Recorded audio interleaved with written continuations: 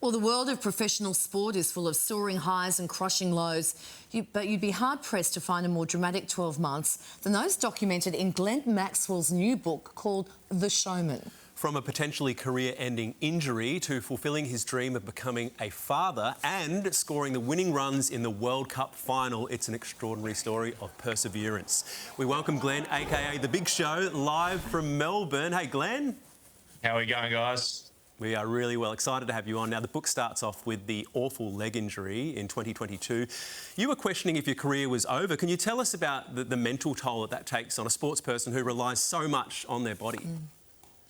Yeah, I was probably a bit naive to it at the start. I didn't quite understand the magnitude of the damage I'd done to my ankle. I understood that a broken leg, I can heal from that, but the damaged ligaments in my foot probably affected me a lot more than I thought it was going to, and the amount of rehab that it probably took to get me back to even about 80% was a lot more than I probably anticipated what it was going to take. And the book obviously takes you through the 12 months of ups and downs, where I had a lot of times where I felt like I was out the other side and would have a setback and sort of almost be back to square one.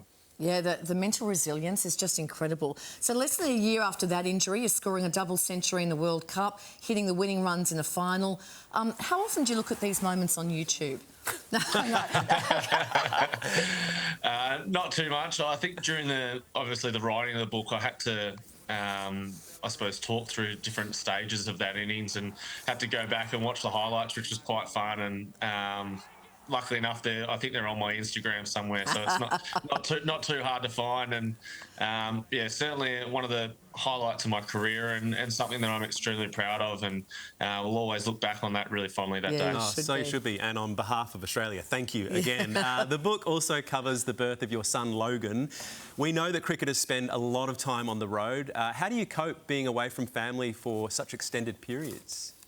Yeah, it's pretty hard, and even just this last series against Pakistan, Logan started walking while I was on tour, so you miss so many of those little moments in their lives. So to come home and watch him sort of running around the house, it is quite a shock. And but yeah, those photos are extremely special to have them on tour with me and to be around. And we're extremely lucky to be able to do what we do, but obviously comes with some downside of not being able to, I suppose, be there for those special moments. Yeah, I guess you weren't much older than Logan is now when you first picked up a cricket bat yourself. Where did your love of the game come from? Yeah, so I was extremely... Oh, my goodness. We were extremely lucky. I've got an older brother and older sister that used to throw balls to me and sort of, I wouldn't say bully me, but certainly test me out in the backyard, and a dad that absolutely loved the game as well. So I was extremely fortunate to have a really good grounding in cricket. And, yeah, my brother there, who's 9 years older than me, we were lucky enough to play together.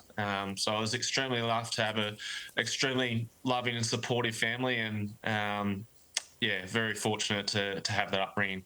Yeah, I'm sure your family's super proud of you. Glenn, we've reached out to some of Australia's youngest cricket fans to ask you a few questions. Here's one from Anne-Leanne. Do you have a hype-up song before the match? If so, what is it? Hype-up song. Do you have a hype-up song? Not so much a hype-up song, but something that probably chills me out. Under the Bridge Chili Peppers. by Chili Peppers, yeah. That's one of my favourite songs, and always chills me out. I absolutely love listening to that. Foo Fighters, Everlong, like an acoustic version, that's always good as well. But yeah, 90s stuff is good. Basically, you listen to Triple M is what you're saying. Okay, that's good to know. Here's another question from young Sebastian. After all the games you've played, do you still get nervous before you bat? If so, what do you do to deal with the nerves? That's a good question. That's a good question. Yeah, I still get nervous in whatever game I play. It could be a charity game, could be a club game, international. It doesn't really matter. I still get nervous every time I play, and I have little cues that I sort of try and go through to try and get rid of the nerves and sort of try and make myself as calm as possible at the crease. What's an example of one of those cues, just out of interest? So I do this weird thing where after I've marked centre, I'll walk off to the edge of the pitch or just off, and I'll try and move something, whether it be a piece of grass or a pebble, with the toe of my bat, and just concentrating on that. It's that's all I'm concentrating, and I'm able to I suppose, clear my mind a little bit with just something simple like that. That's fascinating. I don't know how people are top sportsmen. I do not. So impressive. Do not have that in me. On Monday, you left the field with a hamstring issue. You're going to be okay for the Big Bash this summer? Yeah, so it's probably going to be touch and go for that first game. I think if I was maybe 5 or 10 years younger, it might have been a slightly quicker recovery, but just to be a bit more cautious and give myself a little bit of extra time to make sure that I don't redo that injury and don't have a constant hamstring issue going forward, and give myself the best chance of being 100% for the rest of the summer. And the Aussies begin a massive run of matches against India with the first test tomorrow. Will we get a clean sweep? I'm not going to go as far as say it's a clean sweep. It's going to be an amazing series. India are an absolute world-class side, and with the Test Championship up for grabs as well, it's going to be exciting to sort of see how both teams go about it and where they're placed at the end of these 5 tests. And I'm certainly looking forward to watching Steve Smith go about his work. He looked in great form at the back end of the one-day series, so looking forward to seeing him. Hey, they've shut down media opportunities. They're playing their cards close to their chest, the Indians. Are you surprised? No, they do things in their own way, and that's sort of the way they want to go about it. And I was a bit surprised they sort of had the media shut out. But yeah, they're keeping their cards close to their chest. And I don't think there's going to be too much that surprises the Australians. We know what they're going to serve up, and hopefully they can rise to that challenge. Well, Glenn Maxwell's new book is called The Showman. It is out now. Thank you so much for your time, Glenn. Great to see you, mate.